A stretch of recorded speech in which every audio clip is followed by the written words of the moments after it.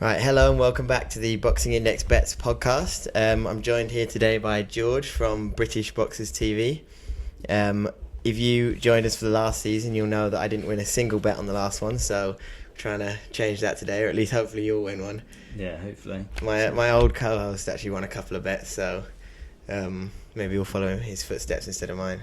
Well, yeah, I think you'll find out it's going to be, from what we were saying just before we got on the mic, judging on my bets, it's going to be a pretty boring weekend to watch, so probably want to just bet on and then go to bed. Yeah, at least it'll make it a bit more exciting if you've got a bet on. Yeah, definitely. Right, so we'll kick off with the Wilder versus Fury trilogy. I think, Fury was just utterly dominant in the last fight. I think Wilder at 36, there's the whole thing of you can't teach an old dog new tricks. I don't think his trainer's particularly revolutionary with Malik Scott. To be honest, I think it's going the exact same way as last time. I can see the ref stopping it late, so I've gone for Fury 9-12, odds of 5-1. But then also Sky Bet actually had a boost on with Fury just to win. So he was obviously 1-3, and they've got Fury to win at evens. But the maximum stake's £10 because they know they're basically just giving away free money there. Yeah. So I've got that on already. Obviously Wilder's got that great equaliser with his power. But Fury's he's a difficult guy to hit, and we've obviously seen that he's taken that power before and been absolutely fine with it. Well, not fine, but he's got back up at least. And then in terms of the inactivity that they've had, we've already seen that Fury can cope with inactivity, having those couple of years out of the ring and just came back as if nothing had happened almost.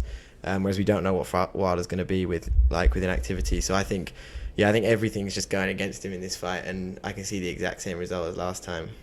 Yeah, I definitely see it. I see it going a similar way to it did last time. But for me, I reckon it could go the distance. And the only reason I say that is just, I can't remember whether it was you who said it or someone else said, Fury just going there and dismantling Wilder last time was such a sort of upset for the American boxing community that they just want anything possible to make it at least competitive.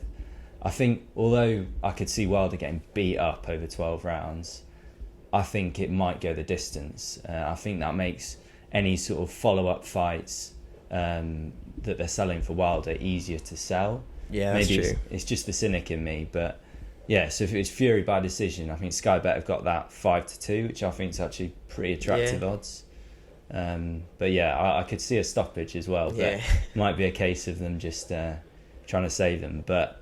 Yeah, I agree with the Malik Scott's a pretty interesting one. I mean, you get knocked. Well, he got knocked out by Chisora, didn't he? He was 35. And apparently he. Do you see the thing where Fury burst his eardrums in training? Really? Because then in the last press conference he was like, "I burst your eardrums in training, then I burst your fighter's eardrums." Well, yes. I don't know how you can get trained by a guy who you knocked out in a round. Yeah. Wilder knocked out Malik Scott in a round, and then. Oh, I need some tips from you. What's he going to teach you?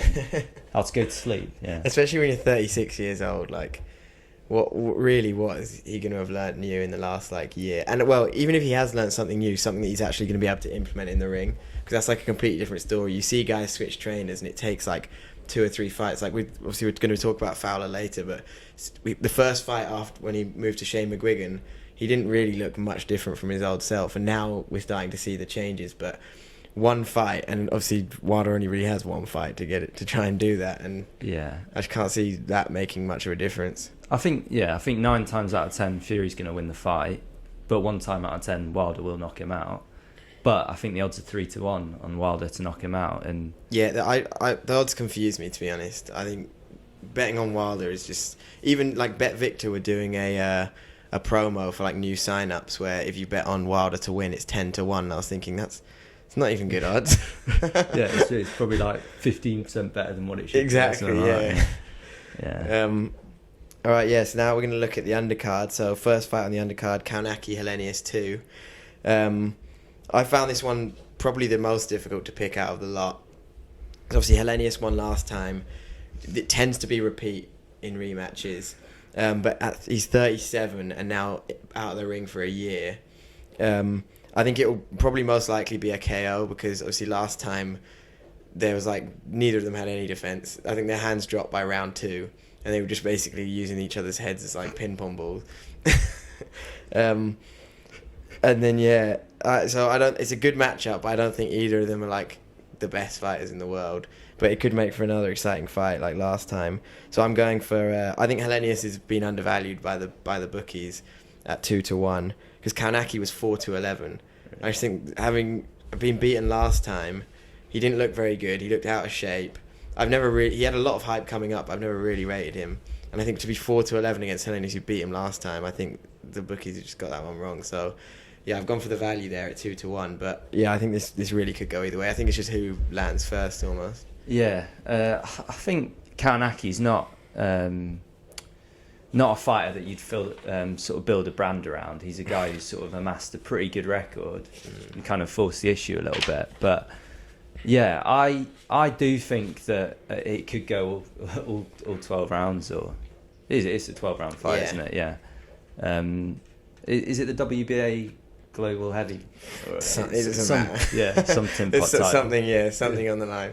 Yeah, and I just reckon, Kaunaki's not the hardest hitter you'll ever see, but I think he will have learnt enough from the first fight to get through Hellenius. I could see him potentially doing it inside the distance as well. Sky had a price boost for rounds 1-4, but I thought that was a little bit ambitious maybe. I think that's punchy because I think Kaunaki's going to be aware of the power that sort of came at him last time. Well, no, this was for Kaunaki to get the KO. Yeah, but what I'm saying is I reckon he'll... Oh, you think he'll be a bit hesitant when he comes out? Yeah. I think he's not going to go out there just trying to knock Hellenius out. I mean, it could happen, but I think you got 3-1 on the decision. So, yeah, not the most exciting odds in the world, but I think Kaunaki will have enough. Have you gone for decision then? Yeah. Okay, yeah. 2 decisions. This is where the boring nights coming together. I promise I've got a KO in there. So. Okay. Next on the cards, obviously, Effie Jaguar against Frank Sanchez. I think this is a well-matched fight and probably better quality than the Kaunaki Hellenius one. I think Sanchez just has that pedigree and boxing IQ that comes with like all Cuban fighters, basically. I almost just saw Cuban versus Nigerian, pick the Cuban. I think, Jaguar's he's much more raw in terms of his style, but I think he probably has a little bit of a power advantage. He stands very upright and has very little head movement, so I think Sanchez is just going to sort of pick him off over the rounds. I've gone for Sanchez as the outright winner, but the odds are only 1-2. So I think I'm going to put that in an acca with some of the later picks that I'll give, because obviously those aren't the best odds in the world.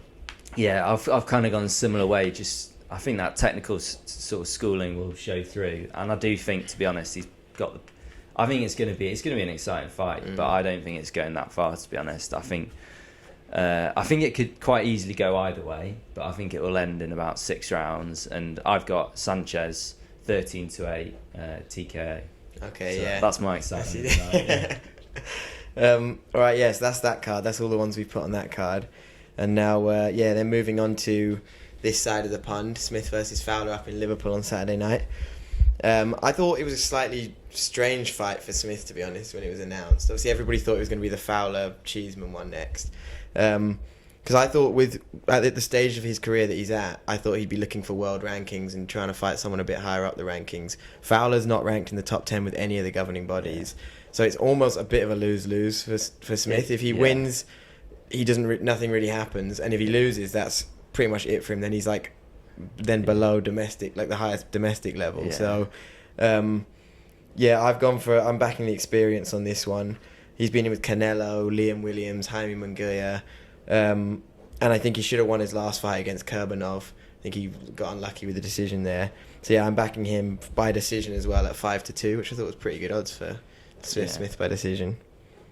Yeah, I mean, this fight to me stinks of like James DeGale, Chris Eubank Jr. and I hate that because I like Liam Smith and I like James DeGale. Oh, you think it's like a well. changing of the guard kind of fight? I think it everything indicates that. I don't like. I thought James DeGale would win that fight. Yeah, same. Pre-fight, and I think Liam Smith will win this fight pre-fight. But part of me is really worried that Smith's kind of just taken on that sort of gobby little teenager. I know Fowler's far from that nowadays, but he kind of wants to just rule the roost, and it could be a fight which, as you say, there's no there's no real benefits on the line to him. Difficult for taking Smith that to get up for it. Well, yeah. He just I reckon wants Eddie to- must have lined his pockets quite nicely though to get him to take the fight. Yeah, definitely. I mean, I've actually got a bit of an interesting one with this one. I think there's two different options. You've got Smith to knock him out in round 7 to 12, and that's 7 to 2. I could see that happening, or Going for the Scott Fitzgerald finish. yeah, I think he'll. I think I could see Smith getting hurt early on, but I think just that I can't see Smith getting knocked out. No, I can't. I mean, some of the fighters he's gone 12 rounds with before. I can't see Fowler being the sort of the guy that stops them. But if you're sort of a bit more hesitant, you've got Smith decision 5 to 2. That's the one I've gone for. Is that what you gone for? Yeah, I think that's pretty attractive, and it'll be a hell of a fight no matter what. Yeah, I do like the fight. I just think it's like a slightly strange one to have made. Yeah, it's a strange one for them to make, but I think it's a brilliant one for us as fans. Yeah, that's true. Then next on that card we got Ted Cheeseman against Troy Williamson. For me, this was the easiest pick of the lot. I'm taking Cheeseman at 4 to 6. I'm going to put that in an acca with the Sanchez fight. To like try and up those odds a little bit. That's not me saying that I think Cheeseman's going to win it like really easily, because I don't think he makes any fight look easy. But I can just only really see there being one winner. He's fought everyone at domestic level at super welterweight, and Williamson hasn't really fought anyone. He fought Harry Scarf in his last fight, or that was 2 fights ago. Was it Kieran Smith last fight? Yeah, and I hadn't really heard much about either of those guys before they fought. Yeah, I watched that Did you watch the Williamson fight? No, I didn't. I mean, Williamson was losing the fight and then just fucking pulled off a haymaker and it was game over. Yeah. I mean, but up to then, I'm a Troy Williamson fan. I really like him, but he kind of potentially showed his level a little bit there. But I think I kind of agree with you. I think the Cheeseman Williamson is potentially the easiest one to pick, but again.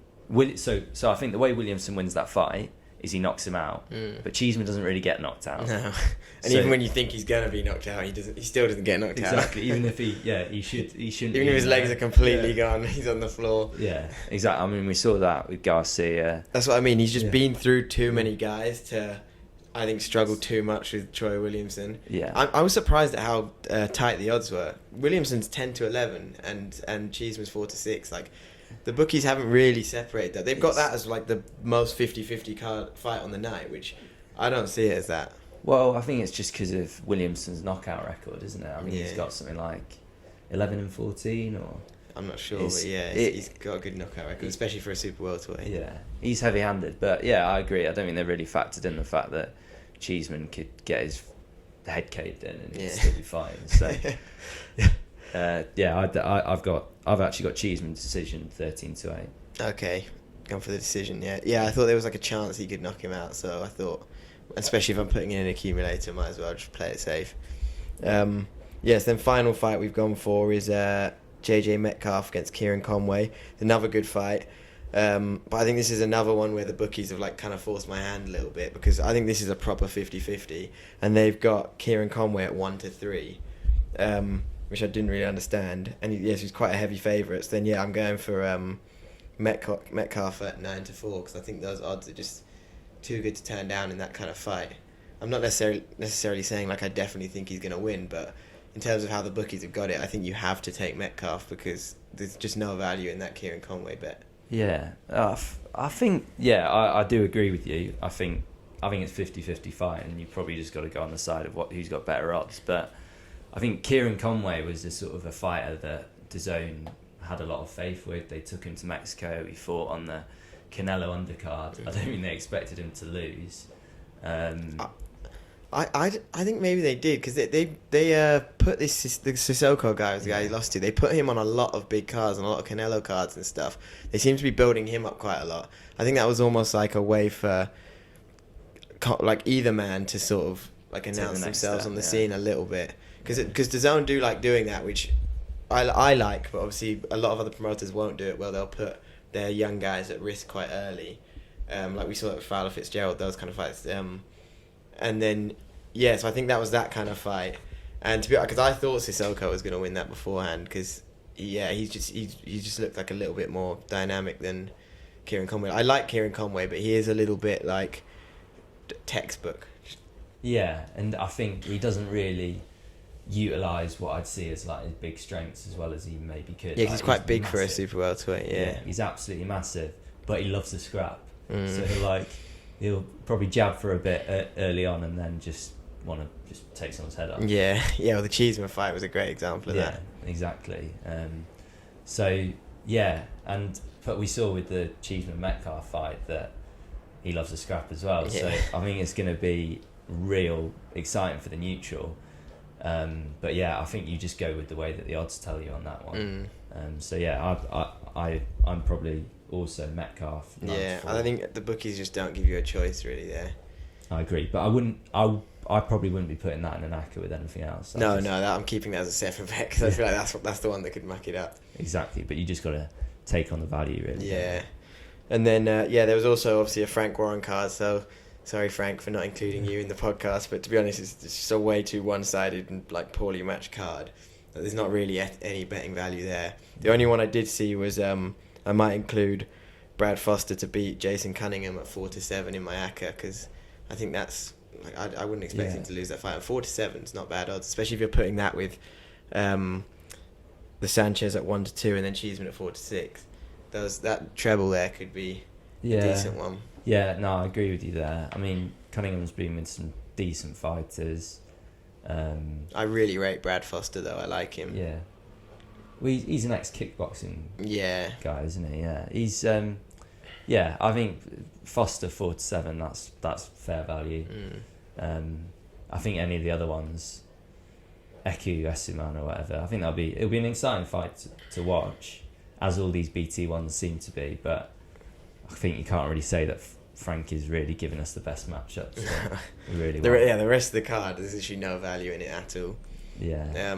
Essum and Danny Bull, maybe all right, but I think again Essuman's heavy. Oh well, especially with the bookies, Essuman's a heavy favourite. Yeah. And that's the way I'd go. So that doesn't get me that interested. Yeah, and then Callum Johnson's having like his millionth fight against like a random person. They really need to get him involved in a big fight soon. Yeah. Well. Yeah, I mean it's kind of nuts when you think about it that they've got Yard, they've got Johnson. Both of them aren't really. I mean, they can't get in that top. They can't get either of them that top fight. And why don't you just put them in? With each other? It's kind of getting to that point in both of their careers where you might as well. Yeah, definitely. I think both of them would take it on. I think Johnson might win, but yeah. All right. Yeah. Well, thanks for watching. That's all our picks.